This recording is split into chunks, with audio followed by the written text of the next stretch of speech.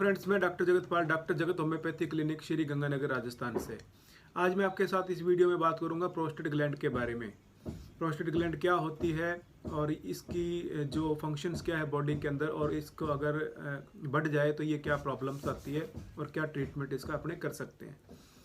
तो prostate gland है, ये सिर्फ मेल्स के अंदर होती है, यानी कि पुरुषों में ये ग्रंथि पाई जाती है, फीमेल्स में ये नहीं होती है। प्रोस्टेट ग्लैंड कहाँ पर होती है? जो यूरिन का जो ब्लैडर है और उसके साथ में जो यूरेथ्रा पाइप यानी कि जो पेशाब की नली जो ब्लैडर से बाहर जो निकलती है, इन दोनों की जो जॉइंट है वहाँ पर एक अखरोट के साइज की ग्लैंड होती है जिसको हम लोग कहते हैं प्रोस्टेट ग्लैंड। ये नॉर्मली सब में होती है। इस ग्लैंड के बहुत सारे काम है, जिसमें से एक काम ये भी है कि ये पेशाब के रास्ते को कंट्रोल करती है। दूसरा इसका काम है कि जब सीमन बनता है तो उसके अंदर भी ये प्रोस्टेटिक फ्लूइड उस बनाने का काम करती है। तो इसका जो नॉर्मल साइज है वो होता है 18 से 24 ग्राम एक अडल्ट मेल के अंदर। लेकिन ये देखा यह जाता है कि जैसे जैसे एज बढ़ती है और हमारे जो हार्मोन्स चेंज होते हैं, खासकर 40-50 साल की एज में जाकर के, तब क्या होता है कि इस ग्लैंड का जो साइज है वो बढ़ने लग जाता है। और जब ये ग्लैंड का साइज बढ़ता है तो बाहर की तरफ भी बढ़ता है और अंदर की तरफ भी बढ़ता है। और जब ये अंदर की तरफ साइज बढ़ता है ग्लैंड का, तो इस ग्लैंड के, क्योंकि अंदर से यूरिन की जो यूरेथ्रा जिसको हम लोग बोलते हैं वो निकलती है, तो वो यूरेथ्रा क्या श्रिंक होने लगती है, यानी कि पेशाब का जो रास्ता है वो संकरा हो जाता है। और जैसे जैसे पेशाब का रास्ता संकरा होता जाता है, यूरिन का जो आउटपुट है उसमें डिस्टर्बेंस आने लग जाती है, रास्ता रुकने लग जाता है। तो ये इस ग्लैंड के कारण होता है। तो जब ये 40-50 साल की उम्र के बाद में जब ग्लैंड बढ़ती है तो इसके क्या सिम्टम्स आते हैं?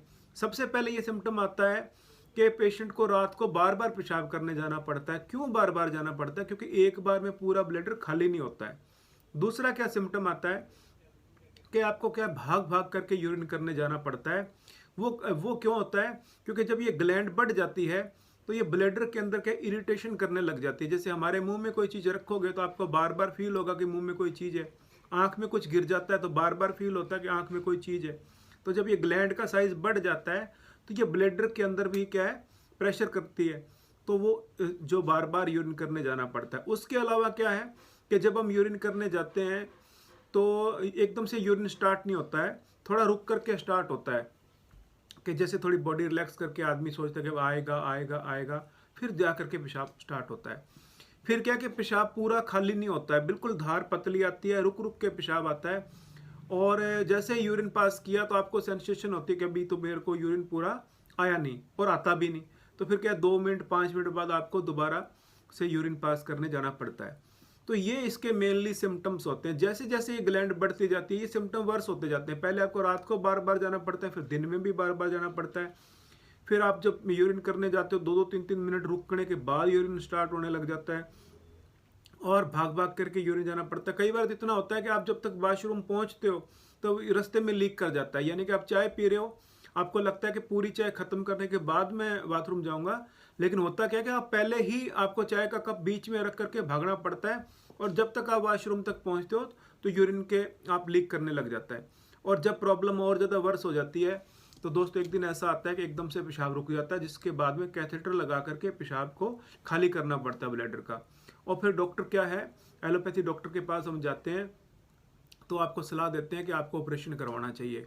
तो इसके जो ऑपरेशन होता है वो लोग कैसे करते हैं, TURP करते हैं, यानी कि trans urethral resection of prostate, यानी कि यूरेथ्रा के अंदर से, यानी कि लिंग के अंदर से वो लेप्रोस्कोप डाल करके और अंदर से वो सारा काट देते हैं, जो बड़ा हुआ पार्ट है उसको।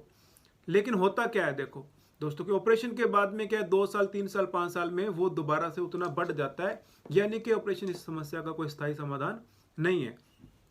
अब इसका डायग्नोसिस कैसे होता है उस पर बात करते हैं। तो जैसे आपको सिम्टम आते हैं तो हम अल्ट्रासाउंड कराना चाहिए, उससे हमें पता लगेगा कि यूरिन का जो ब्लैडर है वो आपका कितना खाली होता है, प्रोस्टेट का साइज़ कितना है, ये सारी बातें यूरिन उसे अपने अल्ट्रासाउंड से पता लग जाती है अपने को।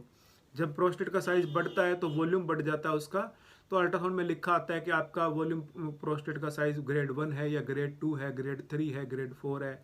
यानी कि जब 24 ग्राम से ऊपर आता है या 24 सीसी जिसको बोलते हैं हम लोग, 24 सीसी से जब ऊपर वॉल्यूम आता है तो उसको ग्रेड 1 बोलते हैं। और 35-40 के बाद में जब होता है 35-40 सीसी वॉल्यूम हो जाता है उसको ग्रेड 2 बोलते हैं। तो ये 100-150 तक भी चला जाता है। दूसरा क्या है कि जब एज काफ़ी बढ़ती है, 80-90 साल की एज के अंदर प्रोस्टेट कैंसर भी एक बहुत कॉमन चीज़ है। तो जब भी आपको प्रोस्टेट की प्रॉब्लम होती है तो अपने को क्या है कि एक PSA नाम का टेस्ट होता है, ब्लड से होता है, वो भी अपने को करवाना चाहिए जांच। उससे पता लग जाता है कि कहीं प्रोस्टेट में कैंसर तो नहीं बन रहा। तीसरा क्या है कि जैसे ये प्रोस्टेट बढ़ जाता है और जब यूरिन आपका खुल के नहीं आता है तो इसका एक बैक प्रेशर क्रिएट होता है, जिससे कि क्योंकि पेशाब आपका थैली के अंदर पड़ा रहता है ज़्यादा और थैली खाली नहीं होती है, तो आपको इन्फेक्शन हो सकती है। पेशाब की जो थैली है उसकी हाइपरट्रॉफी हो सकती है और आपके किडनी के फंक्शन भी डिस्टर्ब हो सकते हैं और कई बार इन्फेक्शन किडनी तक भी पहुंच जाती है। तो अपने को अल्ट्रासाउंड भी कराना है, PSA भी कराना है, किडनी फंक्शन टेस्ट भी कराने हैं। ये सारे टेस्ट कराने से अपने को क्लियर हो जाएगा भी क्या है। अब आपने बात करते हैं इसके ट्रीटमेंट के ऊपर। तो जैसे मैंने बताया कि एलोपैथिक में कुछ दवाइयाँ आती है, इनिशियल स्टेज पे दी जाती है, वो 24 घंटे के लिए आपको प्रोस्टेट को रिलैक्स करती है, जिससे कि आपको रोज़ आपको दवाई लेते हो तो रोज़ आपको थोड़ा पेशाब सही आता है। और जब आपकी प्रॉब्लम बढ़ जाती है तो आपको ऑपरेशन करवाना पड़ता है। लेकिन एक चीज़ और है, अपने देखते हैं कि वो दवाई का साइड इफेक्ट भी आता है और ऑपरेशन भी कोई स्थायी समाधान नहीं है। आपकी किस्मत है, 2 साल 5 साल 10 साल आपका ऑपरेशन निकाल सकता है। और ऑपरेशन कराने के उसके खुद के कॉम्प्लिकेशंस है। एक मेन कॉम्प्लिकेशन ये होता है ऑपरेशन कराने का कि अगर आपका पेशाब, प्रोस्टेट का ऑपरेशन जब कर देते हैं तो कई बार क्या है कि आपका पेशाब कंट्रोल होना ही बंद हो जाता है। तो फिर आपको उम्र भर जो है वो डायपर या कैथेटर आपको लगा करके रखना पड़ता है। तो ये कुछ कॉम्प्लिकेशंस है। तो दोस्तों अगर होम्योपैथिक में इसका बहुत बढ़िया ट्रीटमेंट हो सकता है। क्यों होम्योपैथिक में ट्रीटमेंट हो सकता है? क्योंकि होम्योपैथिक क्या जड़ से काम करती है।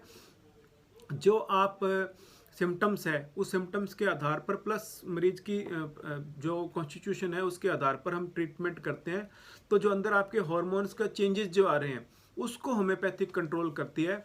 तो आपके प्रोस्टेट का साइज जो वापस से कम हो जाता है। मैंने पिछले 20-25 साल की जो अपनी प्रैक्टिस है उसके अंदर कम से कम 20-30 हज़ार मरीजों को हमने ठीक किया है प्रोस्टेट का। पूरे ऑल ओवर इंडिया में हम लोग ट्रीटमेंट भेजते हैं। तो जिन लोगों को प्रोस्टेट ग्लैंड की अभी इनिशियल स्टेज है उनको होम्योपैथिक मेडिसिन से बिल्कुल आराम आ जाता है। जिनको एडवांस है उनको होम्योपैथिक मेडिसिन ट्रीटमेंट लेने से उनका कैथेटर भी रिमूव हो जाता है, नंबर 1 बात, और उनका साइज भी प्रोस्टेट का कम हो जाता है। तो ये होम्योपैथिक ट्रीटमेंट आप ले सकते हो, लेने से आपका सेफ है।